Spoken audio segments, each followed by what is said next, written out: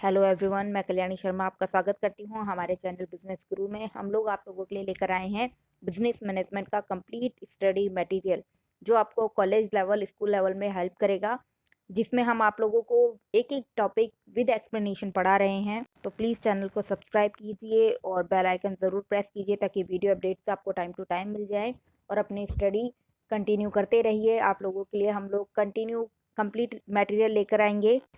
अभी हम लोग आप लोगों के लिए लेकर आए हैं 12th आरबीएससी की कंप्लीट स्टडी मटेरियल, जिसमें आपको एक एक टॉपिक कंप्लीट एक्सप्लेनेशन के साथ आपको समझाया जा रहा है। आपकी कंप्लीट बुक आपको इसमें कवर करवाई जा रही है। तो प्लीज़ चैनल पे बने रहिए, वीडियोस देखते रहिए, लाइक कीजिए, शेयर कीजिए और चैनल सब्सक्राइब ज़रूर कीजिए। हम लोग बीएम में अब काफ़ी आगे बढ़ चुके हैं। हम लोगों ने मैनेजमेंट देखा है, मैनेजमेंट की टेक्निक्स पढ़ी हैं, उसकी फंक्शंस पढ़े हैं। हमने फंक्शंस में पढ़ा था एक मैनेजमेंट या एक मैनेजर को कई कार्य करने पड़ते हैं, जिसमें उसे अपने व्यवसाय की उद्देश्य की पूर्ति के लिए, अपने फर्म के उद्देश्यों की पूर्ति के लिए विभिन्न तकनीकों को अपनाना पड़ता है। आज हम उन्हीं में से ही एक तकनीक पढ़ेंगे, वो है सेल्फ प्रमोशन यानी कि विक्रय संवर्धन। हम सभी जानते हैं, यदि हम कोई व्यवसाय कर रहे हैं, हमने कोई फर्म खड़ी की है, तो हम उसमें लाभ कमाना चाहते हैं, हम सफलता चाहते हैं। लेकिन ये कब संभव होगा? जब हमारे निर्धारित कार्य पूरे होंगे, हम निर्धारित उद्देश्य हमारे पूरे होंगे। और ये कब होंगे? जब हमारी सेवाओं या उत्पादों का विक्रय होगा। यदि विक्रय नहीं हो पा रहा है, तो हम लाभ अर्जित कर ही नहीं सकते। तो सेल्फ प्रमोशन यही है कि हम उस विक्रय को कैसे बढ़ाएं, कैसे बढ़ाया जाता है। हमने खुद ने देखा है कि किस तरीके से ग्राहकों को मोटिवेट करने के लिए या आकर्षित करने के लिए किस तरीके से तकनीकें अपनाई जाती हैं। कभी छूट दी जाती हैं, कभी कोई वस्तु फ्री दी जाती है। इसके अलावा विज्ञापन के ज़रिए उन्हें सूचनाएँ देते हैं, लेकिन विज्ञापन और विक्रय संवर्धन दोनों अलग है। दोनों अलग कैसे हैं?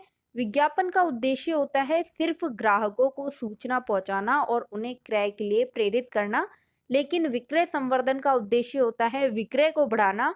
इसका निर्धारित उद्देश्य ही यही है कि हमें विक्रय करना है। इस विक्रय को करने के लिए हम कई तकनीकें अपनाते हैं। ये तकनीकें अनियमित होती हैं, कंटिन्यू नहीं होती हैं, बदलती रहती हैं। आपने खुद ने देखा है, ऑफर लिमिटेड समय के लिए आते हैं और जब भी आपको सूचना विज्ञापन में दी जाती है तो साफ-साफ कहा जाता है ऑफर फॉर लिमिटेड टाइम वगैरह-वगैरह इस तरीके से। तो कहने का तात्पर्य बस इतना ही है कि वो सभी एक्टिविटीज़ जो विक्रय के लिए प्रोत्साहित करती हैं या जो विक्रय को बढ़ाती हैं, ग्राहकों को क्रय करने के लिए प्रेरित कर रही हैं, ग्राहकों को मजबूर कर रही हैं वस्तु क्रय करने के लिए, वो विक्रय संवर्धन यानी कि सेल्फ प्रमोशन एक्टिविटीज़ कहलाती हैं। ज़्यादा डीपली इनको विद डेफिनिशन पढ़ते हैं, देखते हैं विद्वानों ने क्या-क्या डेफिनिशन दी हैं। सबसे पहली डेफिनेशन दी है हमें अमेरिकन मार्केटिंग एसोसिएशन ने। उन्होंने कहा है कि विक्रय संवर्धन में व्यक्तिक विक्रय यानी कि जब हम किसी से व्यक्तिगत मिलकर विक्रय करते हैं, जैसे कि हमारा दुकानदार। ऑनलाइन मार्केटिंग इसमें व्यक्तिगत विक्रय में नहीं आती, क्योंकि यहाँ पे हम विक्रेता से व्यक्तिगत संपर्क नहीं कर रहे, हम उसे देख ही नहीं पा रहे, तो व्यक्तिगत संपर्क कहाँ हुआ? इसके साथ विज्ञापन तथा प्रकाशन के अलावा वे समस्त अनियमित क्रियाएं, जैसे प्रदर्शन, दिखावा व प्रदर्शनी या क्रियात्मक प्रदर्शन आदि सम्मिलित किया जाता है, जो उपभोक्ताओं की क्रय शक्ति और विक्रेता की प्रभावशीलता को प्रोत्साहित करते हैं। हालांकि कई लोगों का मत है कि विज्ञापन भी विक्रय संवर्धन की तकनीक ही होती है, लेकिन सभी विज्ञापन तकनीकें विक्रय संवर्धन की तकनीक नहीं होती, क्योंकि इस परिभाषा के अकॉर्डिंग यदि हम देखें, जहाँ पे प्रदर्शन हो रहा है, दिखावा हो रहा है, प्रदर्शनी हो रही है, क्रियात्मक प्रदर्शन यानी कि हम उस वस्तु को देख सकते हैं कि कैसे यूज करना है, हम उसे प्रत्यक्ष तौर पर देख रहे हैं। लेकिन विज्ञापन में हमें प्रत्यक्ष तौर पर कुछ भी दिखाई नहीं देता, सिर्फ हमें सूचनाएं प्राप्त होती हैं। इसलिए विज्ञापन तकनीक को विक्रय संवर्धन से अलग किया हुआ है, क्योंकि कोई भी विज्ञापन जरूरी नहीं है कि प्रभावित कर सके। यहाँ पे आकलन करना मुश्किल हो जाता है, लेकिन विक्रय संवर्धन तकनीक में संभावित ये कोशिश की जाती है कि विक्रय हो, क्रेता प्रभावित हो। यहाँ पे क्रेता की और विक्रेता की प्रभावशीलता प्रदर्शित होती है, इसीलिए विज्ञापन को विक्रय संवर्धन से अलग रखा गया है। अगली डेफिनेशन दी है विलियम जे स्टैनन ने। उन्होंने कहा था कि विक्रय संवर्धन से आशय विज्ञापन, व्यक्तिक विक्रय तथा प्रचार के अतिरिक्त उन संवर्धनात्मक क्रियाओं से है जो ग्राहक की मांग को प्रोत्साहित कर रही हैं तथा मध्यस्थों के विपणन निष्पादन में सुधार करने के उद्देश्य से की जाती हैं। यहाँ मध्यस्थ यानी कि दुकानदार, एजेंट और जो ये थोक व्यापारी होते हैं, ये सभी सम्मिलित होते हैं। ये जो विक्रय संवर्धन तकनीकें होती हैं, ये उत्पादक से ज़्यादा इन लोगों के लिए महत्वपूर्ण होती है, क्योंकि विक्रय करना इन्हीं की ज़िम्मेदारी होती है कि ये ग्राहकों तक ज़्यादा से ज़्यादा विक्रय करें, ज़्यादा से ज़्यादा माल ग्राहकों तक पहुँचाएँ। अगली डेफिनेशन आती है जॉर्ज डब्ल्यू हॉपकिंस की। इन्होंने कहा था, विज्ञापन व विक्रय प्रक्रियाओं को प्रभावशाली बनाने के लिए जिन संगठित प्रयासों की सहायता ली जाती है उन्हें विक्रय संवर्धन कहते हैं। यानी वो महत्वपूर्ण चीजें जिन्हें विज्ञापन में शामिल किया गया ताकि वो ग्राहकों को प्रेरित कर सके। विज्ञापन तो सिर्फ ये होता है कि हम सूचना दे रहे हैं, लेकिन वो सूचना में हम क्या स्पेशल दे रहे हैं, वो विक्रय संवर्धन की तकनीक है। क्योंकि कोई भी प्रोडक्ट ग्राहक को आकर्षित कब करेगा, जब उसमें कुछ स्पेशल दिया जा रहा होगा। जैसे कि आप एडवर्टाइजमेंट में देखते हो कि यदि किसी ऑयल की बोतल के साथ कोई फेयरनेस क्रीम मिल रही होती है, तो आप उसको ज़्यादा इम्पोर्टेंस देते हो किसी अदर प्रोडक्ट के बदले, या फिर कोई अदर चीज़ आपको मिल रही है किसी खाने की चीज़ के साथ, काँच की बॉल मिल रही होती है, तो आप उसको जाके परचेज़ करते हो। तो ये जो बॉल्स के लिए जो सूचना दी जा रही है, ये बॉल्स देना या ये जो मुफ्त के आइटम देना है, ये विक्रय संवर्धन की तकनीकें हैं। ये विज्ञापन में भी सहायक होती हैं, क्योंकि ये विज्ञापन को आकर्षक बनाती हैं, इसीलिए विज्ञापन को विक्रय संवर्धन से अलग रखा गया है। अतः हम निष्कर्ष के तौर पर ये कह सकते हैं कि विक्रय संवर्धन में केवल वही क्रियाएं शामिल होती हैं जो फर्म की बिक्री को बढ़ावा देने के लिए कम अवधि के लिए, यानी कि शॉर्ट लिमिट के लिए या शॉर्ट टाइम लिमिट के लिए की जाती हैं। ये कम अवधि के लिए प्रोत्साहित करती हैं। ये जो क्रियाएं या ये जो विक्रय प्रयास होते हैं, ये अनियमित होते हैं, यानी कि इनमें कंटिन्यूटी नहीं होती। आपने खुद ने देखा है कि ऑफर एक लिमिट समय के लिए ही दिया जाता है, या फिर जो स्टॉक होता है वो भी लिमिटेड होता है जो फ्री में आपको दिया जा रहा है। तो ये आपको बताया जाता है। इससे क्या होता है, एक टाइम के अंदर बिक्री को बढ़ाने के लिए ये किया जाता है। जो उनका टारगेट है, भाई हमें इस टारगेट तक या इस टाइम तक अपनी बिक्री बढ़ानी है, इसीलिए वो उसके अकॉर्डिंग आपको वस्तुएं फ्री देते हैं या ऑफर आपको दिया जाता है, ताकि उस टाइम में ही बिक्री बढ़े ज़्यादा से ज़्यादा। जब क्राइसिस चल रहे होते हैं तब इस टेक्निक का यूज़ किया जाता है, यानी कि बिक्री कम हो रही हो तब भी किया जाता है। तो इस तरीके से व्यापारियों को भी अधिक प्रभावपूर्ण तरीके से वस्तुओं का विक्रय करने के लिए प्रेरित किया करते हैं, साथ के साथ ग्राहकों को भी अधिक क्रय करने के लिए प्रेरित करते हैं। इसमें सिर्फ ग्राहकों को ही चीज़ें फ्री नहीं दी जाती हैं, कई बार जो विक्रेता होते हैं उनको भी कई चीज़ें दी जाती हैं। आपने दुकानदारों को देखा होगा, अगर आपके बिजनेस में कोई है या बिजनेसमैन है, जैसे ज़्यादा लिमिट में आप स्टॉक मंगाते हो, तो आपको बॉक्स फ्री मिल रहा है या कुछ ना कुछ इनाम या कूपन मिल रहा होता है, जिस या यूज़फुल चीज़ इस तरीके से दी जाती है जिससे कि जो विक्रेता है वो ज़्यादा से ज़्यादा उन वस्तुओं का विक्रय करने के लिए प्रेरित हो। तो इसमें विज्ञापन और व्यक्तिगत विक्रय शामिल नहीं है। इसके अतिरिक्त जो भी क्रियाएं हैं या जो भी विधियां हैं, वो सम्मिलित हैं जिनका उद्देश्य विक्रय को बढ़ाना है। लेकिन विस्तृत अर्थ में यदि हम देखें तो विज्ञापन भी इसमें शामिल है, क्योंकि विज्ञापन से ही हमें वो सूचना मिल रही है जिससे वो ग्राहक उस वस्तु को खरीदने के लिए प्रेरित होता है। लेकिन सभी तकनीकें इसमें नहीं आती हैं। इसके अलावा व्यक्तिगत विक्रय में भी, क्योंकि विक्रेता ही हमें बताता है कि कौन सी वस्तु खरीदनी चाहिए, हमें विभिन्न सूचनाएं देता है। तो अगर हम विस्तृत तौर पर देखें तो ये सभी तकनीकें जो ग्राहक को क्रय करने के लिए प्रेरित कर रही हैं, वो विक्रय संवर्धन की तकनीकें हैं। लेकिन यदि संकुचित अर्थ में देखें या शाब्दिक अर्थ में देखें तो केवल वही तकनीकें जिनका उद्देश्य विक्रय को बढ़ाना है या बिक्री को बढ़ाना है, वो विक्रय संवर्धन की तकनीकें कहलाती हैं। क्योंकि विक्रय संवर्धन का उद्देश्य ही बिक्री को बढ़ाना है, लेकिन इसकी इम्पोर्टेंस अलग अलग सभी के लिए होती है। ग्राहकों के लिए अलग है, ग्राहकों को भी कई चीज़ें मिल जाती हैं, छूट मिल जाती है, तो उनके लिए कम खर्चीला होता है, उन्हें बजट में मिल जाती चीज़ें। इसके अतिरिक्त विक्रेता को भी बहुत सारे लाभ हो जाते हैं, उन्हें ज़्यादा मेहनत नहीं करनी पड़ती, क्योंकि जब ऑफर मिल रहे होते हैं तो लोग खुद ही उन ऑफर्स की डिमांड करते हैं, तो ग्राहक को ज़्यादा दिमाग नहीं लगाना पड़ता ग्राहकों से। तो इस तरीके से बहुत सारी इंपॉर्टेंस इसकी है। तो देखते हैं कि विक्रय संवर्धन की इम्पोर्टेंस क्या है, डीपली पढ़ते हैं। तो इसकी इम्पोर्टेंस का पहला पॉइंट यही है कि विज्ञापन और व्यक्तिगत विक्रय की प्रभावशीलता में वृद्धि करता है। कैसे करता है, ये हमने अभी अभी पढ़ा था कि विज्ञापन पर भी हम तभी ध्यान दे रहे होते हैं जब हमारे मतलब की कोई चीज़ होती है, और वो चीज़ होती है कोई ना कोई ऑफर मिलना या छूट मिलना या कोई वस्तु फ्री में मिलना, हम उसकी तरफ ज़्यादा आकर्षित होते हैं। तो इस तरीके से विज्ञापन प्रभावपूर्ण बनता है। इसके अतिरिक्त हम दुकानदार के पास जाते हैं, जो दुकानदार हमें बता रहा होता है तब तो हम नहीं सुनते हैं, लेकिन दुकानदार यदि ये कहते कि इसके साथ ये चीज़ फ्री है, तो हम तुरंत ले लेते हैं। और यही वो अच्छी क्वालिटीज़ बता रहा होता है वस्तु की कि भाई ये इतनी फ़ायदेमंद है या कुछ और है, तो आप सोचते हैं कि नहीं इसमें इसी का ही कोई प्रॉफिट होगा, इसलिए ये जानबूझ के हमें दे रहा है। तो इस तरीके से ये इनकी प्रभावशीलता में वृद्धि करता है। तो देखते हैं इसमें क्या है। विक्रय संवर्धन योजनाएं जैसे कि मूल्यों में नकद छूट दे देना, बिक्री प्रतियोगिताएं, मुफ्त तोहफे या फिर मुफ्त नमूनों का वितरण या कूपन या स्क्रैच योजना। इनके कारण ग्राहक स्वयं व्यापारी के पास पहुंचकर वस्तु की मांग करता है। फलस्वरूप विक्रेता को उपभोक्ताओं को समझाने, उनकी आपत्तियों का निवारण करने और उन्हें क्रय करने के लिए प्रेरित करने की आवश्यकता नहीं पड़ती। विज्ञापन में इसकी इंपॉर्टेंस ये है कि विक्रय संवर्धन में उपभोक्ता और व्यापारियों को विभिन्न प्रोत्साहन और स्कीमें देकर विज्ञापन संदेश को विक्रय में बदला जा सकता है। भाई विज्ञापन कब सफल होगा? जब उसके उद्देश्य की पूर्ति होगी। उसके उद्देश्य की पूर्ति कब पूरी होगी? जब क्रेता प्रभावित हो जाएगा, वस्तु क्रय करने के लिए प्रेरित हो जाएगा। लेकिन क्रेता प्रेरित क्यों होगा जब तक उसका कोई फायदा नहीं होगा? तो ये विक्रय संवर्धन तकनीक यानी कोई ना कोई मुफ्त नमूना देना या मुफ्त चीज देना उस विज्ञापन को प्रभावशाली बना देता है, उसके उद्देश्य की पूर्ति कर देता है। कब कर देता है? जब क्रेता प्रभावित होकर वस्तु खरीदने के लिए आगे बढ़ जाता है, यानी वस्तु खरीद लेता है। इसके अतिरिक्त विक्रय संवर्धन योजनाओं में ग्राहकों को विज्ञापित वस्तुओं को प्रयोग करने व जांच करने का अवसर प्राप्त हो जाता है। आपने कईयों में देखा है, यूज करके देखो। अगर कोई भी परेशानी मिलती है या उसके द्वारा बताए गए जो भी निर्देश बताए गए हैं या जो भी लाभ बताए गए, यदि आपको नहीं मिलते हैं तो आपको पैसा वापस मिल जाएगा। आपको मुफ्त नमूने दिए जा रहे हैं, आप यूज करके देखो। तो इस तरीके से ग्राहक को अवसर प्राप्त हो जाता है वस्तु को जांचने, परखने और प्रयोग करने का।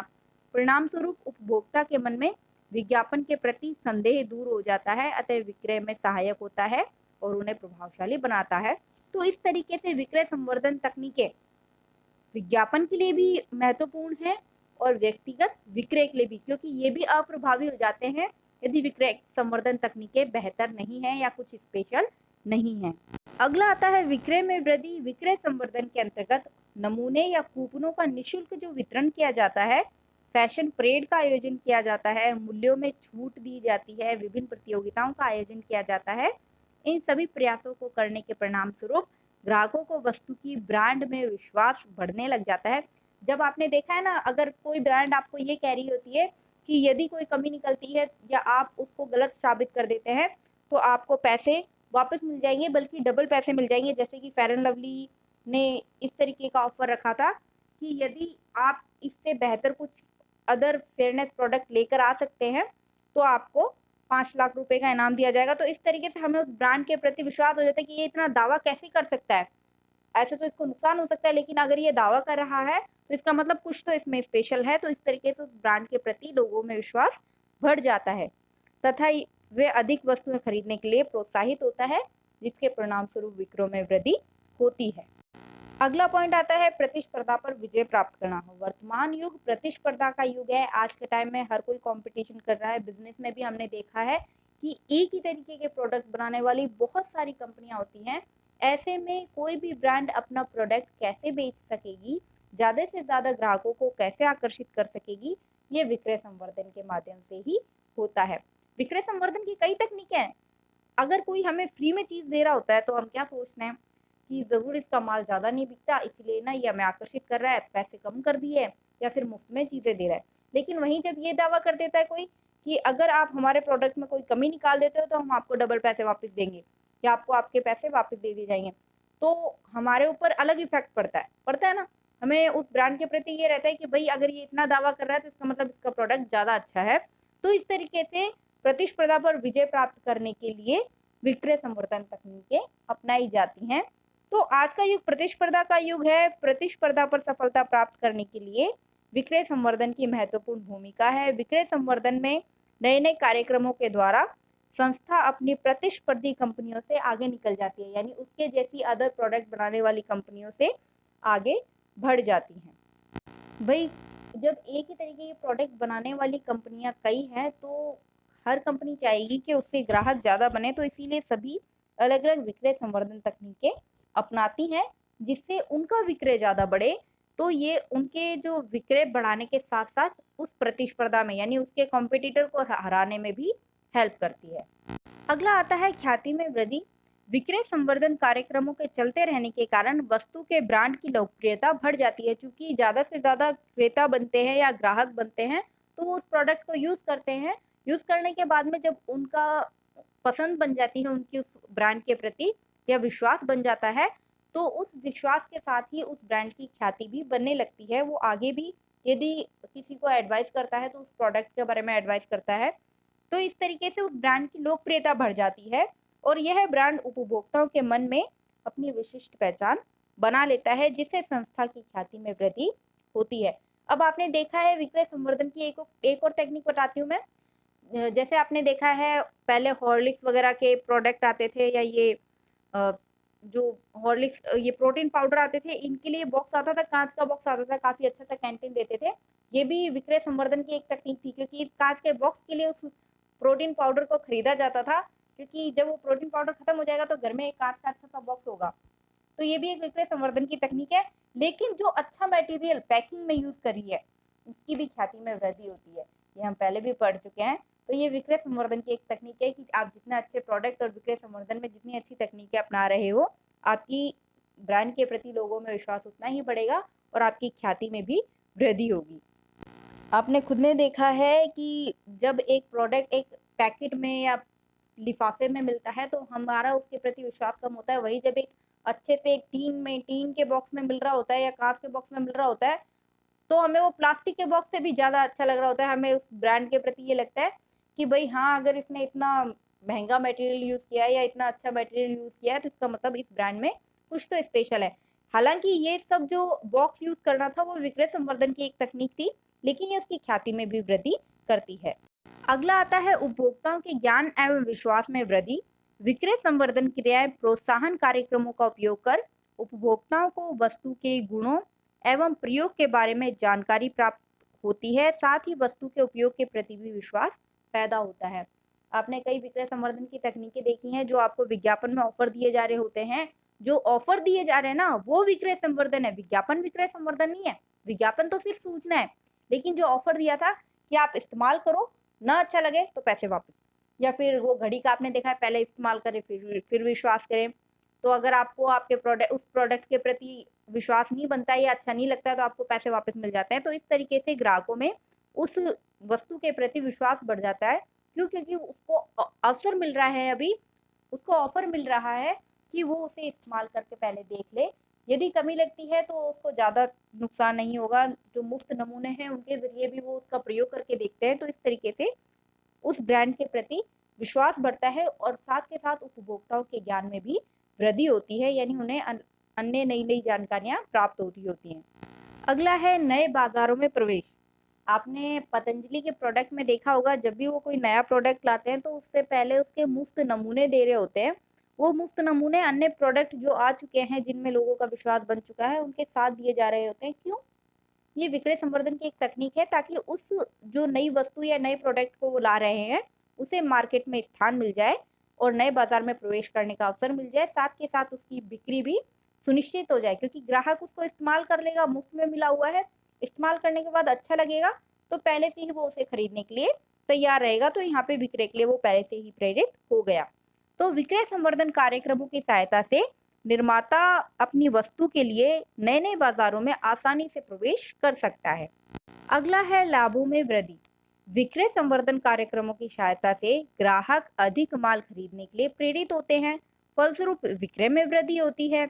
विक्रय में वृद्धि होने से बढ़ी हुई मांग को पूरा करने के लिए वृहद स्तर पर उत्पादन होता है।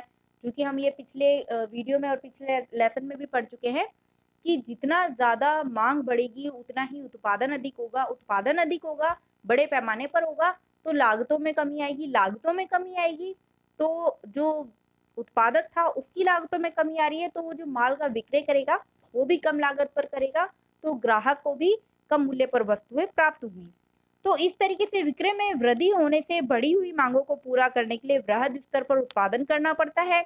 बड़े पैमाने पर उत्पादन एवं बाह्य मितव्यताएं प्राप्त हो जाती हैं। बाह्य मितव्यताएं यानी कि बाहरी छूट प्राप्त हो जाती हैं उन उत्पादकों को भी, क्योंकि वो भी अब बड़े पैमाने पर जब प्रोडक्शन कर रहे हैं, तो जब वो भी बड़े पैमाने पर मटेरियल को मंगाएंगे, ज्यादा पैमाने पर, आपने खुद ने देखा होगा कि जब हम ज्यादा क्वांटिटी में मटेरियल मंगाते हैं तो हमें कुछ छूटें दी जाती हैं।